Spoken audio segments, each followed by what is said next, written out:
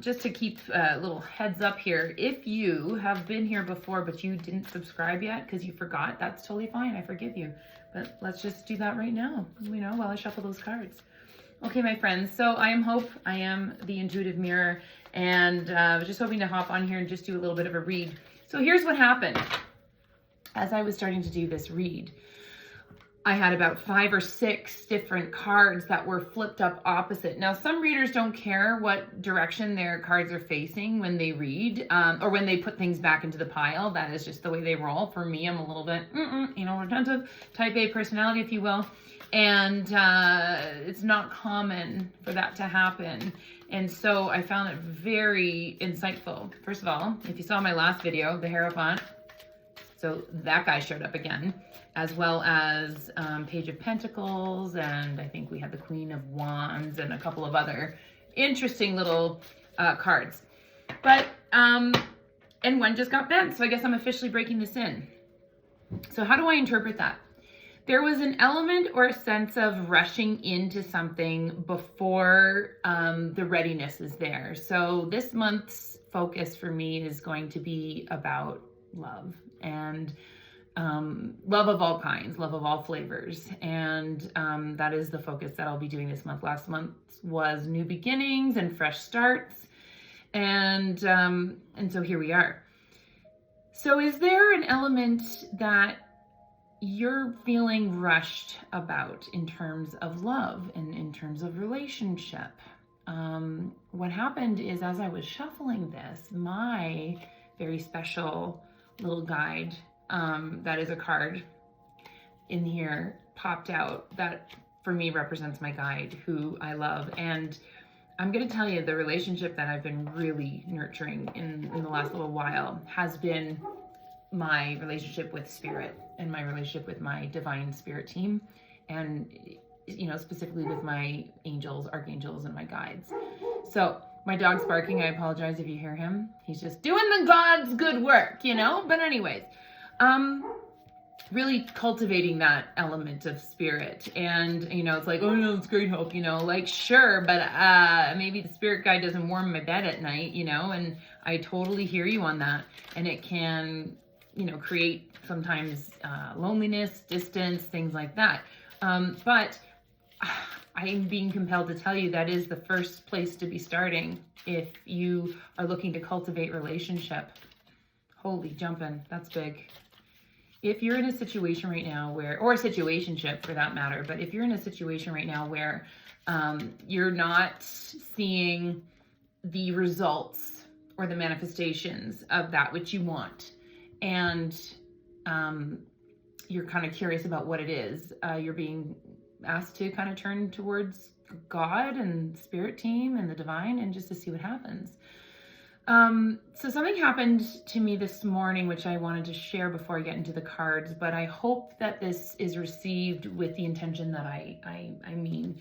I'm a bit of a deep thinker, and, I had a meditation this morning. I was getting ready to head out for the day, and I was getting ready to hop into the shower. So I was like, get in the groove. I turned on some music and, starting the shower and everything. And of course, Pump Up the Jam came on, and that opener, you just can't beat that opener. And I started legitimately dancing in front of the mirror.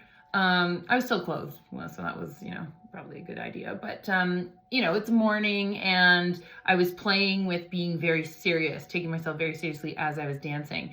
And I was beginning to have a really good time. And then all of a sudden I zeroed in, and I was like, oh my God, I saw bags under my eyes. And then the thought, oh my God, I'm looking tired and I'm looking older. And all of those things came flooding in. Has this happened to you? I'm sure. We are not alone here in this. I caught it though, which is a huge demonstration of growth over time for me. I caught it, and I actually turned the shower off, and I turned the music off, and I stopped. And I checked in with my guides and my team, because I've been really trying to cultivate that and taking it very seriously. And in essence, what I heard was, we love you not for your avatar, because I felt embarrassed. That's what it was. Because I was cultivating this relationship, and I sort of had this deep love for one of my guides, and I don't know what that connection is, right? But I have it, and sounds so strange, but I do. I have it, and if you know, you know. And I felt out of sorts. I felt embarrassed that I had that feeling, and I was like, oh my God, they're not, you know, they're gonna look at me like something. Like, it was all judgment that had no business being up in the ethers, right? It was literally everything that was earthbound. And I heard them say, we do not love you for your avatar. We do not love you for the outfit, which is the body that you are wearing. In fact, watching you age is a delight because it is such a short time here on this planet as this avatar.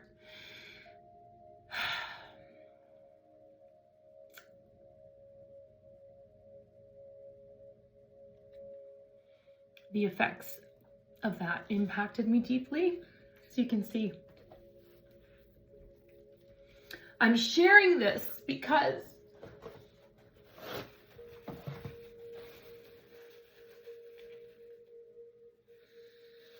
I'm sharing this with you because I am certainly aware that there are people out there that feel like that too. That they think that their value is summarized by the shape of their body, the thickness of their hair, the smoothness of their skin, the number on the scale, the number of years they've been here, the number of years they haven't been here, whether or not they've had a child, whether or not they can still have children, whether or not they can have children at all, who you're married to, who you're not married to. Like, I could go on. And even if you're someone who is blessed with all those things, you know there's something else creeping under the surface with those people. You do know that, right? And I'm sorry to get overwhelmed here. Of course I am. I did have a little red wine, as I said. But my heart has been opening quite a bit recently, and I'm working through things. To get back to it, it was, they said, an honor and a delight to watch you have fun in your body. They do not care what age you are. They do not care how much you weigh. They do not care. They do not care. That is not how you are measured. That is not who you are. That is actually not how they see you, quite literally. You are a light. You are a beam of light. And it struck me, and I wrote it down. And then I realized, it's like, oh my God, you know, we are so, I wrote it down because I had to go back. I put it in my voice memo. Why are we so quick to believe those values, those ideas to be truth? Why are we so quick to believe that? And we are not as fast to believe, you know, the divine downloads and the beautiful meditative, you know, visions that you receive, or the messages that you get from spirit, you know, in the shape of a feather or a bird or whatever it might be, right? Why are we so hesitant and resistant to buy into that part, but we will totally buy into, you know, ageism and sexism and the racist ideas and like all that? And what I mean by that is, you know, I'm a woman of a certain age, and, you know, there are judgments that are passed on women and women of certain ages. And there are judgments that are passed on, you know, folks who are, you know, people of color. And these are all judgments that are passed on, but we start to identify with that. Not that we agree with it. We obviously don't, because it's causing us pain. But we somehow are going along with it as a belief and value system because it's causing us pain, and we're judging ourselves on it. And what I wrote down was, we're less quick to receive our divine downloads. And then the question is that I came up with was, so what if your divine downloads and your meditative ideas and the imagination that you receive, so what if that's made up? Because guess what? The other part's made up too. That's what God means. Both are made up. One is not more true than the other. One is not more real than the other. They are both fabrications. They are literally both fabrications of the universe, of this energy that we have, of this creation that we're a part of. It is both considered vibrational and energetic in nature. So why are we buying into the other stuff? And I'll tell you, part of it is because it's more practiced. It's more practiced in our environment. It is more practiced in like our home space.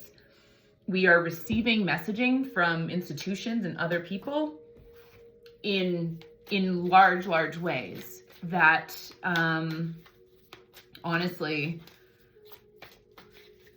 it's brainwashed. It's brainwashed us. Whew! That was a lot. That was a lot. My intention was not to do a long reading here. It's just gonna hop on, do a little something. If you agree with me, give me a little smash of a like button, maybe throw a comment down. You don't have to reveal all your deep, dark secrets right now on the interweb. I don't expect that whatsoever. But if it resonated, I'd be curious to hear from you. And I think others would be curious to hear from you, you know? When I'm teaching in front of a group and I'm, leading a class or a workshop or whatever, I usually say, like, don't be afraid to ask a question, because there is going to be someone else who has that same question, but they are feeling shy. So when you ask it, you're actually doing the work for others. Okay. And that's why I share this with you. So anyways, there's that.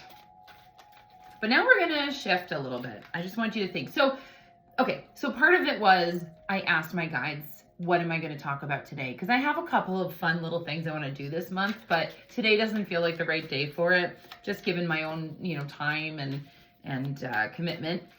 And it was like, what was it? And it was like, well, let's talk about the 2-2 portal, number one. And that came up as a thing. So we're going to begin right there with the 5 of Pentacles. Okay. But specifically, if you have a specific question or curiosity, you can ask it now, and I'm going to, 9 of Cups, I'm going to give you an answer, hopefully, as best I can with regards to this one question. The High Priestess just popped out. Let's see how many we can do. What does collective need to know right now? We're moving into the 2-2 portal. What does collective need to know? Ace of Swords, bam, okay. Thank you for your patience. As you get to know me, you'll see I am quite the emotional little being. But I've had a lot of growth over the last little bit, and I feel good about it. So we're just going to roll with it. 6 of Wands coming up. Okay, so we have 1, 2, 3, 4, 5. Let's see if I can get maybe 1 or 2 more. I wasn't fully ready for this deck to get completely busted in just yet. I got one card that fell and just got bent. I'm not trying to be precious with it, but like, my goodness, I just wasn't ready for it to be totally busted and creased just yet. Oh, such is life, Do we have one more? My guides, do we have one more? Like, kind of, sort of. There might be an element of indecision that's coming up here. I don't know what to ask for. Whoa, that's it. Bam, Knight of Wands. Okay, that was it. I don't know what to ask for. I'm just gonna move my thing. I'm still I have to get an external hard drive to accommodate all of my new content. So I don't have my second camera today yet again, but that's okay. All right, so we have the 5 of Pentacles, the 9 of Cups, High Priestess, Ace of Swords, 6 of Wands, Knight of Wands. Okay. First of all, how much distraction do you have going on in your life? That is coming up. You know, how many things are actually distracting you from the thing that you actually want? And the thing that really jumped out to me was the Ace of Swords. I just heard, like, you know, it's really about communication with, you know, getting clear, right? Communication with your guides. That was already up in the message. And communication with yourself, and just kind of like, I could feel my throat getting tight. So hello.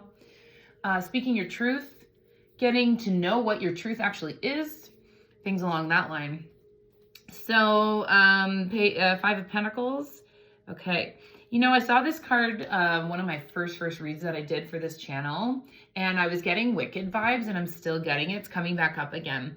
But it's like, okay, for this, it's almost like the frame of mind I'm seeing here is that you can see what you want, but it's just slightly out of reach. Just slightly out of reach. And you're wanting it, but you're, instead of acknowledging the vision is there, this is a real tough sort of mindset thing I'm going to mention here. The vision exists for a reason. I'll get into that. God would not have put a dream in your heart if it was not something that was already meant for you.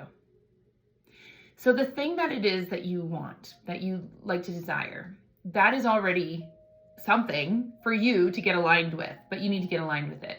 And what's happening in this card, I see, is that you can see it, so you have the vision for it, but you're just focusing on the fact that you're not there yet, or it's not arrived yet. And so what's coming across, and I don't mean this in a rude way, but it's coming across a little, it's giving victim energy, you know? It's giving a little bit of that.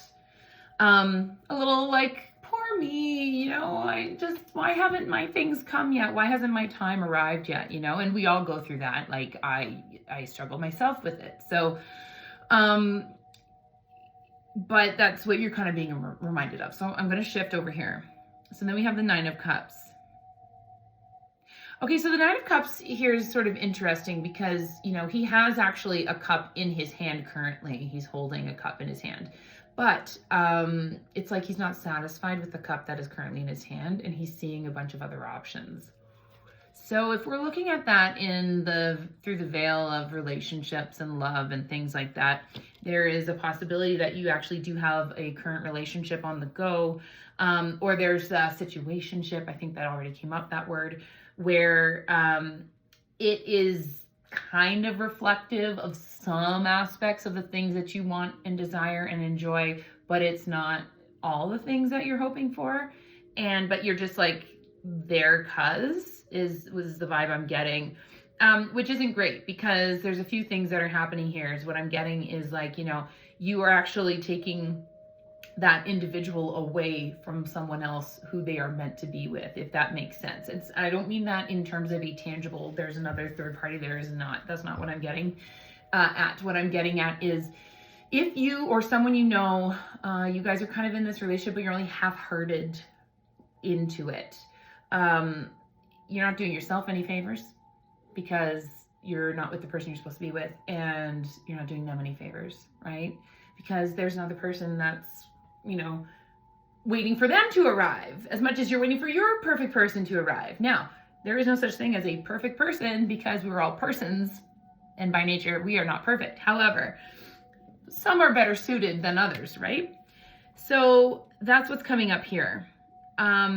There is an element of like the heart chakra is still healing actually from a breakup or a past relationship that was hurtful.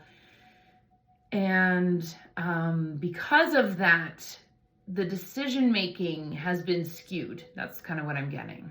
The decision-making has been skewed as a result of that. And so there's a little bit of the feeling I'm getting is like, I'm just going to kind of settle with this. It's not like Mr. Right, but Mr. just right now because he's here. And I don't mean any disrespect by this, but if you know, you know, okay? If this is your reading, it's yours. I did feel like when I said that little, so if that resonated with you in some way.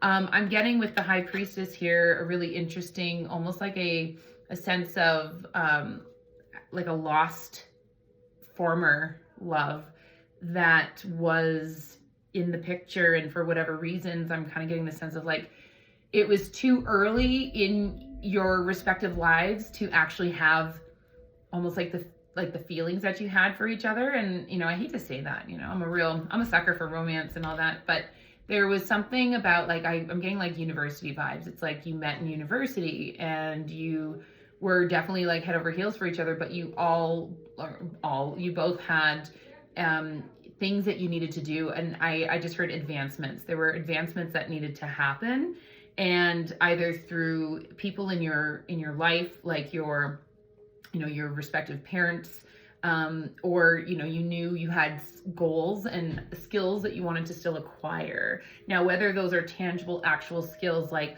I have to go to medical school, I'm still going to be in school for the next, 7-8 years, and that very practical aspect of it, or if it's just generally like, I need to build some skills and build up my, my spiritual,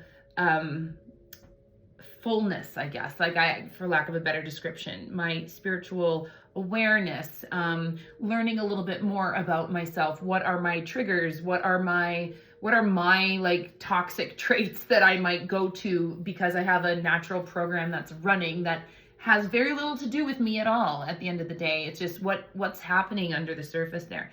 So that's what I'm getting. And there's someone who's now thinking about that relationship. Now I'm getting the sense with this relationship, this is like, we're talking that happened like 20 years ago type thing or more.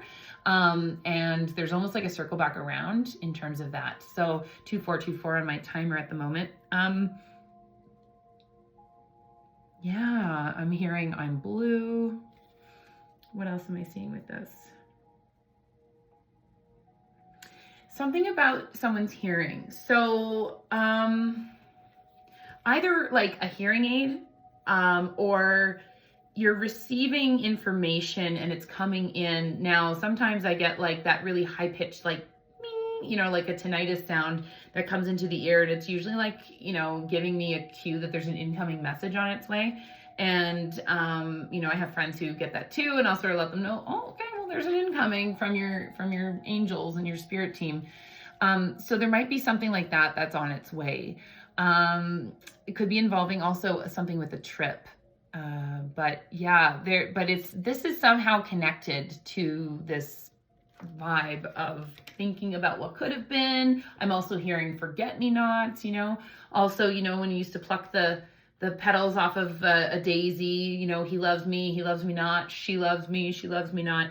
And just kind of like figuring it out, which is a really terrible way to decide whether someone loves you or not. I don't know if they've ever talked about that on TikTok. You want to talk about a red flag. Someone decides to be with you because the last petal on the daisy was either like loves me or doesn't love me. Oh my gosh. So the Ace of Swords popped in, and there's actually interesting. I don't know if you can see it, but I can see a heart here, which is kind of fun. It's actually reminiscent right now of the Three of Swords, excuse me, which is Three of Swords usually is inside the heart, which is about heartbreak and things like that. This Ace of Swords, though, is about communication. It's like big communication, but I get the sense it's not like big incoming communication, but rather big communication that you need to have. And I get the sense like get real with yourself, get honest with yourself in terms of what's happening. It's almost like there's a harm or hurt that is still operating, and you need to kind of write it out or get it out of your system. Okay, so there's that. I think I'm going to stop here and do a part 2 just because of the time on the clock here, and I will pick it up. So this is part 1. Get ready for part 2.